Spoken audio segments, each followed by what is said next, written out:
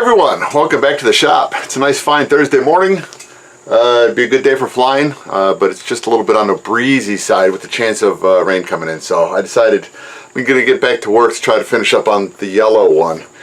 Let me kind of bring you up to date where I'm at right now with it.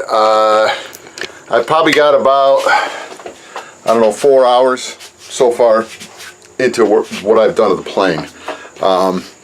Let me show you real quick what I'm going to finish up today. I'm remounting the servos and the wings. I'm going to try to kind of give you an idea. I don't think I took any pictures of what this looked like beforehand. What they did is they had two servos that were put in, and there was a big open hole in the wing. You don't have a big open hole in the wing, so they were mounted with the opening. So what I'm doing is I've taken the little mounts out that they put in, and I've got, oh, they're around here somewhere. I've got some new little plywood plates to put in. Oh, don't worry, we'll find one, maybe. There we go. So, and what's going to happen is they're going to come in, they're going to sit down inside here. I've already got them cut out the shape. I've got to cut a hole. I'm going to mount them vertically inside with this part sticking out of the top, because to mount it underneath the wing, like I would have liked to have done, it's going to be too difficult to get everything set up the way I wanted it, where I would be happy. So we're just going to go ahead and just stick them in like this. So I've already got my line set up. This little marker right here is 90 degrees to the tail end of the wing, which makes it parallel with this. So it's got a straight line coming up to here. So this will be mounted just like this, so probably about that distance out, straight down.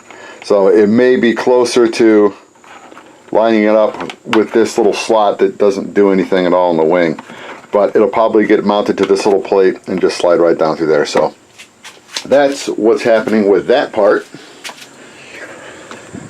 Now here I've got the fuel tank relocated, put in, got my fuel lines run. I've got to do the throttle cable. Batteries are right there, they got to get installed. And then I've got to come out and up under here, I've got to take the carb off anyway. Hopefully I've got this angled properly. There's a little teeny hole right here on the bottom. I'll bring you back in when I do it. I'm going to solder on a little brass tube, and that's going to run up. I'll probably run it up through this hole. It doesn't get used anymore. I'll run a little piece of hose up there into the cockpit, so that way you don't have the air pressure in the cowling changing how well that the fuel metering is going to be. So that creates a lot of problems inside a cowling when you've got the added pressure. That's why if you're running gas, do it. It's just all you're doing is you're taking the pressure that's on the other side of the little, whatever you want to call it, little fuel pump thingy, and you are taking the pressure on the outside of that and putting it, using the pressure inside the airplane itself, not in the cowling. So that way you're not going to run into any kind of fueling issues, hopefully. So, all right, let me get this taken care of. I'll bring it back from time to time just to kind of show you where I'm at. All right, we are going to go ahead and get this little teeny tube soldered into place. I've already got this tinned. I got to come in. You have to file this down because of the zinc coating on it. You've got to scratch through it, and then I'm going to go ahead and I'll take some more of this flux. It's just a little tinning flux. So I'll just take a little bit with an X-Acto and just kind of smear it on here, just so it gives it can go ahead and start etching its way into the metal as soon as I add heat to it. And then we'll be good to solder.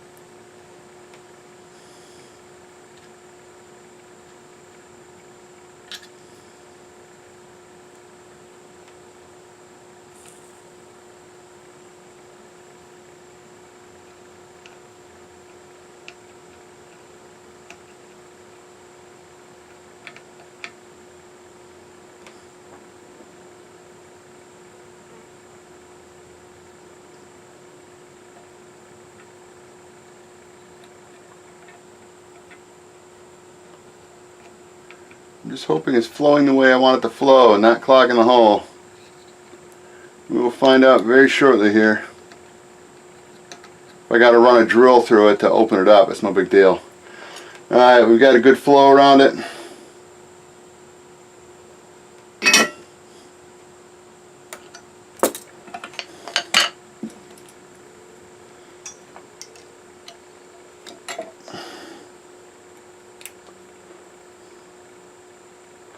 And it flowed into the hole, so all I got to do is just go ahead and I'll run a drill bit through it. You don't see it from that side, but it did. You're probably too close. It did flow into it. So I'll just run a small drill bit, whatever I used for the probably about a 1/16 drill bit, just so I can open that up, and then we'll be good to go. Forgot about you guys. I just got the Old Yeller. That one's got a name now. It's Old Yeller. I got the Cub fired up, so everything got taken care of except for the wing. I'm gonna get the ailerons taken care of on the wing, and then the plane's gonna be done. So it looks like good weather this Friday, or excuse me, Saturday. So in 2 days, the weather's looking good. So Tailorcraft won't make it up to the field because the direction of the wind is going to be coming out of the northeast. So I'm gonna have to be landing that thing downhill. The Cubs, it takes a lot of ground just to land those little quarter scales, so that's I want to get some flying time in on a Tailorcraft with the wind coming in another direction before I start trying to run it downhill, because if I thought that maiden flight was nerve-wracking, the first time landing that plane downhill is going to be even worse. So anyway, let me bring you over here, and hopefully the sun's not going to blind you as much as it's blinding me. I'll get you lined up. It's a that Colt engine, I was pretty damn surprised. That's a nice little motor. Let's see if she'll hand start.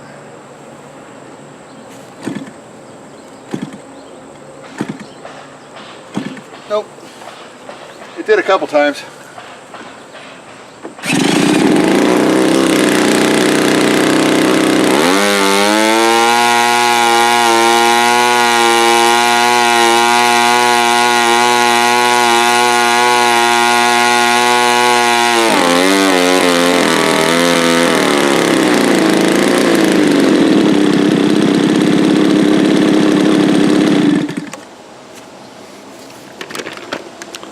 I wish they made a 61 size gas engine.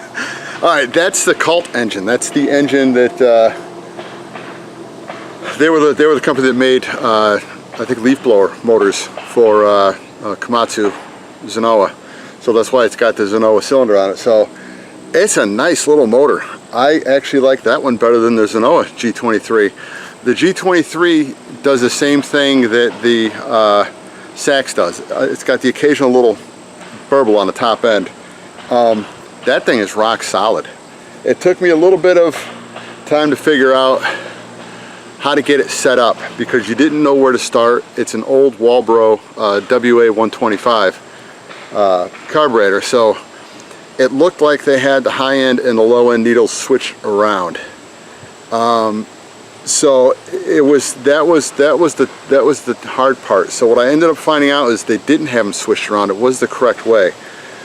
You had to take the springs off, lower them down in to see when they're going to seat, and then count your turns. So they had them set up the right way. It just doesn't look right. Now that one, you don't have to take the cowling off to get to the adjustment screws. The Zenoa has the screws coming out front, so you can't do it while the engine's running because, you know, that prop's spinning. This is on the back side, so you can fire it up and you can make any adjustments you want and not have an issue. So that's why it works out really nice on the Cub, because the carb it stands proud of the outside of the, I'll show you guys. Because it sticks out, because the way the Cub is, you can get to them. It's these two little screws right here.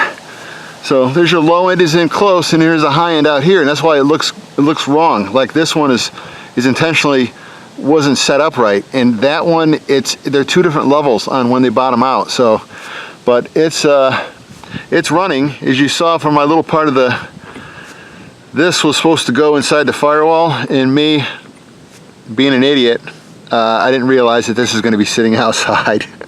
So that 10 minutes of work, because I had to take this off and rebend it, it won't work. So I'm just going to leave it just like the way it is right now. There was no issue because it's outside. You don't really have to worry about the pressure because it's outside. So you're going to have air whipping by it. I didn't notice any problems at all with that, so it sure went pretty good. So let me get everything back downstairs in the pit because that is shaded still, and then I'll get the ailerons rehooked up again, and then it's just a matter of bringing the wing struts down.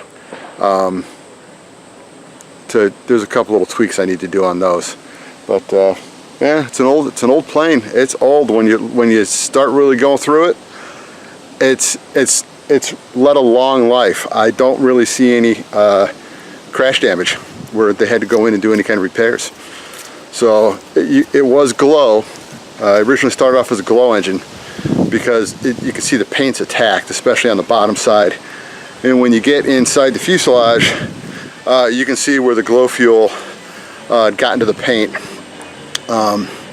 But all the wood looks pretty good. There's one spot up in the front underneath the motor that I'm just going to go ahead and I'll put something in there just as a little patch.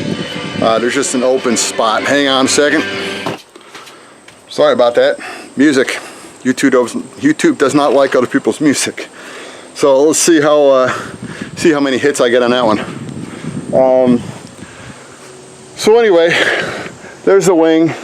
I've got the pieces already properly put together, and I've got the new line running through it. So I've just got to put the servos back in, and you know, we're good to go. It's, you know, it's got some little issues with it, but just as long as she flies, it's all that matters. Just another Cub. So I'm hoping that she's going to fly good. I don't think it's going to be strong enough to turn that thing into a float plane. But you know, we'll see what happens. If not, you know, I got 2 Cubs. So then I just got to find another brave individual that wants to fly a Cub, and will be willing to take the yellow one up so I can have both of them flying at the same time. Try to do a little bit of formation flying with Cubs. So anyway, let me bring everything back down here again, and I'll get everything set up and I'll bring it back.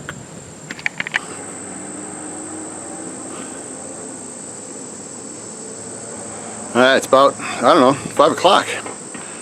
So I've got about 14 hours of total time wrapped up and getting her ready to fly. So, whoa, almost dropped you. There she is. She's all done, ready to rock. CG came out great, right where it needs to be, and there we are. So I thought it was going to be heavier. I thought it was going to be heavier than the red and white one. I haven't weighed them out, but it seems like it's pretty darn near close to the same weight. What I had to do to take, so I wasn't adding any more weight to the front, was out of the rear landing gear, just like I did on the Tailorcraft, take a little bit of weight off the nose. Sorry about that, starting to sprinkle. So anyway, what I did was I took 2 of the little spring steels off the back, and everything balanced out nice. So it's not needed, and it's just added weight that you really don't need. So let's do a little walk around. She's I don't know, I'd say she's a good 20-foot plane, meaning she looks really good from about 20 feet. So when you get close is when you start noticing the age and the wear on it. You know, there's a couple little hanger or in the back of a vehicle or whatever. I mean, that's just something, there's nothing was torn, so it looks like an impact, but it was probably done not at the field. So we're looking pretty good. These things got a little bit of a bow to them. You know, I could lengthen these up, but I'm just going to fly it. You know, so I didn't build it. I just took the time to get it the way I want it. One thing I have to do, because I haven't done it yet, I got to put 2 6-inch extensions and I'm gonna hang the. I haven't mounted the receiver yet. It's hanging. It's just sitting down there in a clump. So I'm just gonna. I'll use Velcro on the sidewall there, and we'll call it done. I've never had one fall off during flight from Velcro. So anyway, it's got little things. It's got like this little teeny hole puncture. That's no big deal. But you can see, I mean, it's just got wear. And if I show you this side, I gotta wash this side. It's dirty still. This is what I'm talking about. This is what glow does. Glow fuel and paint don't like each other. So the whole bottom of this plane is, the paint is just, you know, it's not in the best of shape, but everything's still good. So it's still firmly attached. So I think I'm just gonna let it roll. But I was very impressed by this motor. It's a little workhorse, and I was just wish that company was still in business, because I like magnetos, and that so far is the best running little one I've had to date. So that's that says a lot for a company that probably went belly up about 30 years ago. So anyway, I'm going to get that thing all taken down, and then it's going to be, I'll take the twins up to the field on Saturday. So hopefully we'll get some video of that, and let's go out and have some fun.